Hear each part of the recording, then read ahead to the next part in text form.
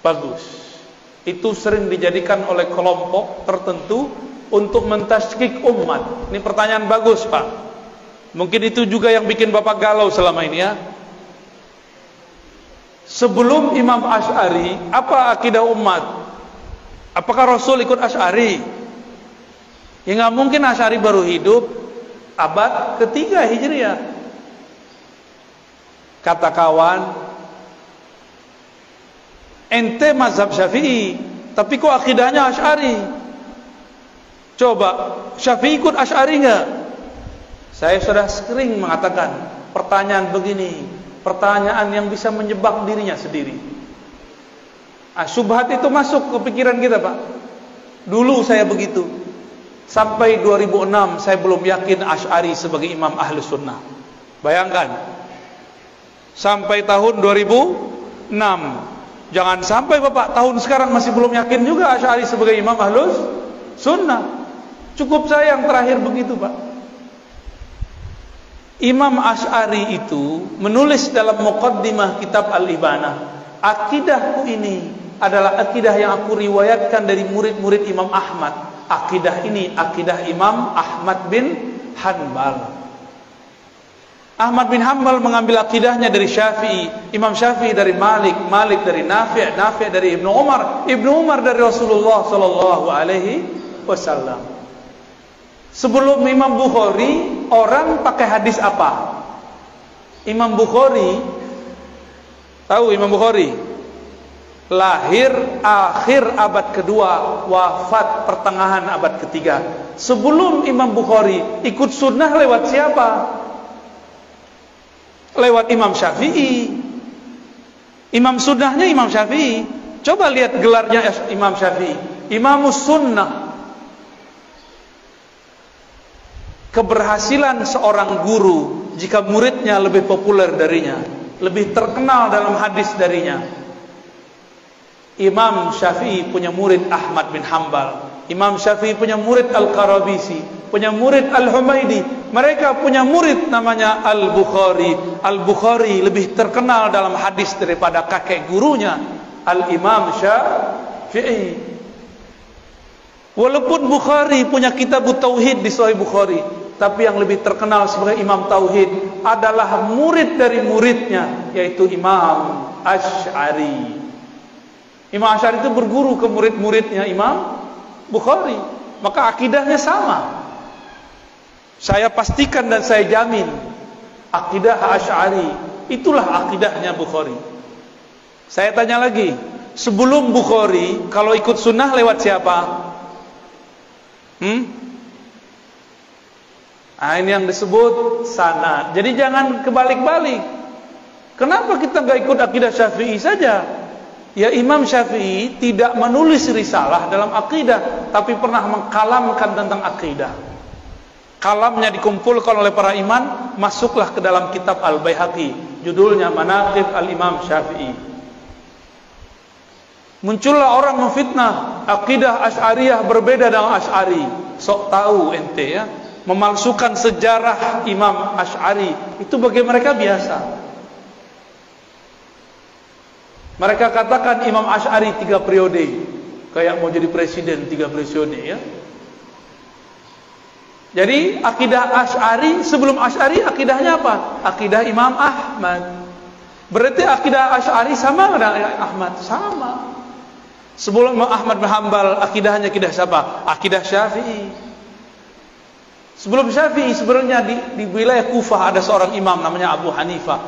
Akidahnya akidah Imam Abu Hanifah. Dari Abu Hanifah turun nanti ke Tohawi, turun nanti ke Maturidi. Jadi ada 2 cabang dari mazhab Abu Hanifah, Tohawiyah, Maturidiyah. Cuma mereka tidak tinggal di ibu kota umat Islam, yaitu Baghdad. Makanya akidah mereka tidak sepopuler Imam Asy'ari. Imam Asy'ari tinggal di Basrah, hijrah ke Baghdad, menjadi imam ahlu sunnah di semua wilayah. Kenapa? Kalau Indonesia kayak Jakarta, kalau Malaysia kayak Kuala Lumpur. Karena dia terkenal di ibu kota negara, maka namanya masuk ke mana-mana. Dulu belum ada YouTube, Pak. Ya, kalau ada YouTube Mungkin Imam Tahawi bisa jadi lebih populer, Imam Maturidi lebih populer mungkin. Tapi tetap saja Allah populerkan, walaupun belum ada YouTube dan Facebook ya. Hebat nggak tuh Allah?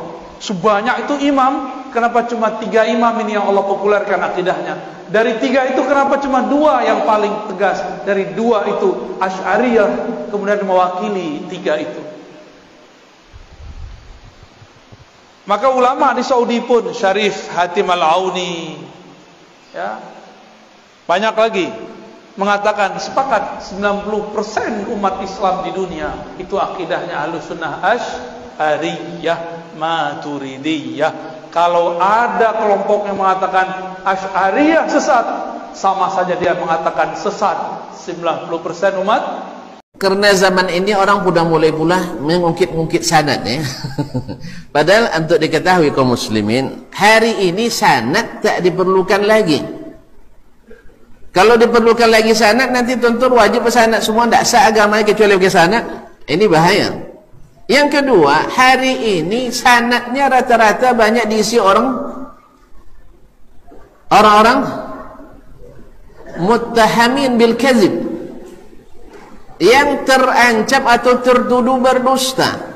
Sebab kaedah muttaham bil kadzib itu, kalau diterapkan kaedah ahli hadis dalam ilmu mustalah, muttaham bil kadzib orang yang pernah berbohong 1 kali dalam pembicaraannya sesama manusia.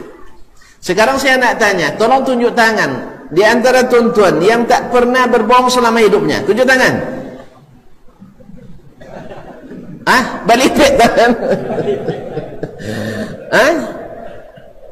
Ini belum terbukti berbohong dalam hadis Nabi. Kalau sudah terbukti berbohong dalam hadis Nabi alaihissalatu wassalam, baik sengaja maupun tidak, maka sudah. Kalau yang sengaja langsung jadi kadzab, pembohong besar, walaupun hanya dalam suatu hadis dia berbohong. Ada hadis palsu, dia tahu itu hadis palsu, maka diriwayatkan juga tanpa menjelaskan dan dijadikannya dalil. Maka orang ini, kata Nabi sallallahu alaihi wasallam, man haddatsa anni haditsan yura annahu kadzib fa huwa ahadul kadzibain atau ahadul kadzibin. Siapa yang meriwayatkan dariku satu hadis dan dia ragu itu hadis palsu atau bukan, dusta atau bukan, maka tetap diriwayatkannya, maka orang ini termasuk salah satu dari 2 orang yang berbohong atau salah satu dari orang-orang yang berbohong. Makanya tidak ada yang berani loh. Ya, siapa yang tidak pernah duto, alhamdulillah tidak ada berani. Nah, sanad-sanad zaman sekarang ini tidak muktamad lagi. Jadi kalaupun ada sanad, tapi bukan untuk menjadikannya sebagai landasan terima atau tidak riwayat. Paham? Sebab apa? Karena hadis-hadis Nabi alaihissalatu wassalam, bahkan asar-asar sahabatul kiram, bahkan asar dari at-tabi'in al-izam, semuanya sudah dibukukan oleh ulama-ulama besar kita dengan sanad-sanad yang muktamad, yang penuh dengan orang-orang yang tak pernah berbohong di antara mereka dalam kehidupannya, orang-orang yang tak tercatat berbohong. Wallahu musta'an. Oleh itu kaum muslimin dan muslimat dirahmati Allah, kalau nak sanad juga hari ini kebanyakan mungkin tidak muktamad, karena penuh dengan orang-orang yang suka ya. Tapi saya tidak duduk antum dusta, tidak. Tapi tidak sedikit hari ini, atau hampir semua kita pernah berdusta. Baik, sekarang kita bicara Asy'ariyah. Asy'ariyah inilah kelompok yang tersebar di tanah air kita ya, yang sering menghabisi Ahlussunnah wal Jamaah ya.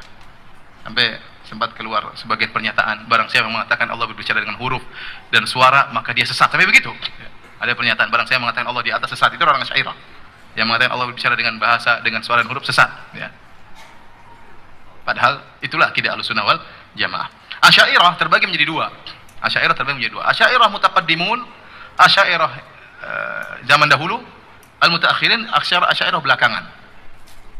Yang al-qudama, yang mutaqaddimin, di antaranya Abu Hasan al-Asy'ari, pemimpin mereka. Jadi akidah Asy'ariyah ini dimunculkan oleh seorang bernama Abu Hasan al-Asy'ari. rahimahullahu taala. Abu Hasan Al-Asy'ari ya dahulu belajar 40 tahun belajar Mu'tazilah. Ya, setelah itu dia kemudian mengetahui kesalahan Mu'tazilah, maka dia pun membantah. 40 tahun dia belajar apa? Mu'tazilah. Setelah itu dia sadar, dia bantah Mu'tazilah. Tetapi pemikiran Mu'tazilahnya masih ada sampai beliau wafat rahimahullahu taala, meskipun beliau berusaha untuk mengikuti sunnah. Maka dia mengatakan, saya mengikuti akidahnya Ahmad bin Hambal. Tetapi ternyata dia belum bisa mengikuti secara sempurna kalau kita tinjau dari buku-bukunya. Dia sudah membantah Mu'tazilah, namun masih tersisa akidah Mu'tazilah. 40 tahun belajar sama Mu'tazilah tidak mudah untuk meninggalkan apa? Seluruhnya. Oleh karenanya, Asy'ariyah terbagi menjadi dua. Pertama, Asy'ariyah yang terdahulu. Terdahulu ini seperti Abu Hasan Al-Asy'ari, kemudian murid-muridnya seperti Abu Hasan At-Tabari, Al-Baqillani, Ibnu Faraq, ya. Kemudian Abdul Qahir Al-Baghdadi. Ini zaman murid atau murid-muridnya Abu Hasan Al-Asy'ari. Abu Hasan Al-Asy'ari ini kalau tidak salah di abad keempat. Kalau tidak salah abad keempat. Makanya kalau sekarang ditanya, siapa itu Ahlus Sunnah wal Jamaah? Katanya Ahlus Sunnah wal Jamaah itu yang akidahnya akidah Asy'ari, akhlaknya Ghazali, fikihnya fikih Syafi'i. Begitu katanya. Ya. Itu kata mereka. Gampang. Kalau mau tahu siapa Ahlus Sunnah, gampang. Akidahnya apa? Asy'ari, fikihnya siapa? Syafi'i, akhlaknya siapa? Ghazali. Jadi memang Abu Hasan Al-Asy'ari muncul abad keempat. Terus sebelumnya gimana? Sebelum dia Abu Bakar, Umar, kemudian Tabi'in, kemudian Imam Ahmad, Imam Syafi'i, ya. Kenapa tidak bilang akidahnya benar, akidah Syafi'i? Kenapa tidak demikian? Kok akidahnya siapa? Abu Hasan Al-Asy'ari. Ya.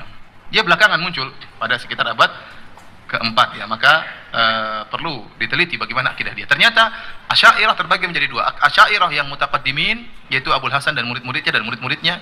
Kemudian Asy'ariyah mutaakhirin yang sekitar abad ke-5, abad ke-6, abad ke-7, ya. Di antaranya yang mutaakhirin yang belakangan seperti Abul Ma'ali Al-Juwaini. Kemudian Abu Bakar Ibn Al-Arabi, kemudian Syahristani, Ar-Razi, Al-Amidi, dan Al-Iji. Ini tokoh-tokoh mereka. Ya, tokoh-tokoh mereka, dan mereka punya buku-buku tentang akidah di antaranya. Ya.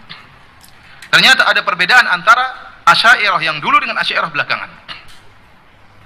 Asy'ariyah yang dulu dengan Asy'ariyah belakangan. Contohnya, kalau kita lihat perkataan Abu Hasan Al-Asy'ari, ya, dan juga Asy'ariyah yang mutaqaddimin, ya, mereka menetapkan sifat-sifat dzatiyah. Seperti wajah, tangan, mereka tetapkan. Mereka hanya menolak sifat-sifat ikhtiyariyah, persis seperti pemahamannya Ibnu Kullab atau Kullabiyah. Tadi kita sebut tentang Kullabiyah, ya. Saya urutkan ulangi, pertama Jahmiyah, terus apa? Mu'tazilah, kemudian apa? Kullabiyah, sekarang baru Asy'ariyah. Asy'ariyah terbagi menjadi dua. Asy'ariyah mutaqaddimin, mutaakhirin. Asy'ariyah mutaqaddimin persis seperti Ibnu Kullab, menetapkan sifat dzatiyah, menolak sifat apa? Ikhtiyariyah. Adapun Asy'ariyah mutaakhirin, ya, mirip dengan Jahmiyah, menolak kebanyakan sifat kecuali 7 yang mereka tetapkan. Kecuali 7 yang mereka tetapkan, yang mereka sebut dengan sifat yang ditunjukkan oleh akal. Ya, seperti melihat, mendengar, kata mereka namanya Tuhan itu harus memiliki sifat hidup.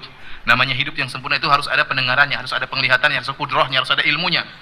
Jadi mereka menetapkan sifat Tuhan itu cuma 7. Itu pun kalau nggak ada dalil nggak jadi masalah, karena kata mereka akal menunjukkan akan hal tersebut. Bahwasanya Tuhan itu memiliki sifat apa? Hidup. Hidup itu yang sempurna harus ada pendengarannya, penglihatannya, ada ilmunya, kemudian diantaranya bisa berbicara dan ada irodahnya. Kalau ingin ciptakan ini, ciptakan harus ada punya kehendak.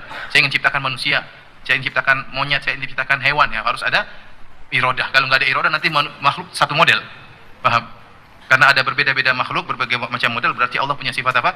Irodah. Jadi intinya mereka menetapkan cuma 7 sifat, itu pun berdasarkan apa? Berdasarkan akal mereka. Ini yang ekstrim, Asy'ariyah yang mutaakhirin, ekstrim, karena hampir mirip dengan Jahmiyah. Mereka tolak seluruh sifat kecuali apa? 7, kecuali 7. Maturidiyah nambah 1 sifat, namanya takwin. 7 ditambah 1 jadi 8. Paham? Baik, sekarang akan kita bahas kenapa mereka seperti itu. Ini inti pembahasan kita. Apa syubhat apa mereka? Jadi kalau Asy'ariyah mutaqaddimin, saya ulangi, Asy'ariyah mutaqaddimin menetapkan sifat-sifat dzatiyah, bahkan mereka menetapkan sifat ulu, Allah di atas. Abu Hasan Al-Asy'ari dalam bukunya menetapkan sifat Allah di atas. Dalam bukunya Maqalatul Islamin, kemudian dalam bukunya Risalah ila Ahli Tsaghar, ya, dia sebutkan sifat Allah di atas. Makanya muncul orang-orang Asy'ariyah sekarang, mereka menolak sifat di atas. Kata mereka yang mengatakan Allah di atas sesat. Kita bilang, loh, guru kalian yang mendirikan mazhab Asy'ariyah menetapkan sifat Allah di atas. Kok kalian melawan guru kalian? Karena kalau kita bilang Abu Bakar bilang gini, Umar bilang gini, mereka kayaknya kurang, Nabi bilang gini, kayaknya mereka kurang percaya. Kita bilang lah, Abu Hasan Al-Asy'ari bilang dalam bukunya Allah berada di atas, bahkan ijma sahabat Allah berada di atas. Nah, bagaimana? Nah, akhirnya mereka ternyata ikut Asy'ariyah yang belakangan. Lah, berarti yang belakangan menyelisih gurunya dong. Ya, yang belakangan menyelisih pendahulunya, dan ini tidak benar. Nah, kalau Anda mengaku bermadzhab Asy'ari harusnya ikut siapa? Abul Hasan Al-Asy'ari. Jangan bikin madzhab baru belakangan. Paham?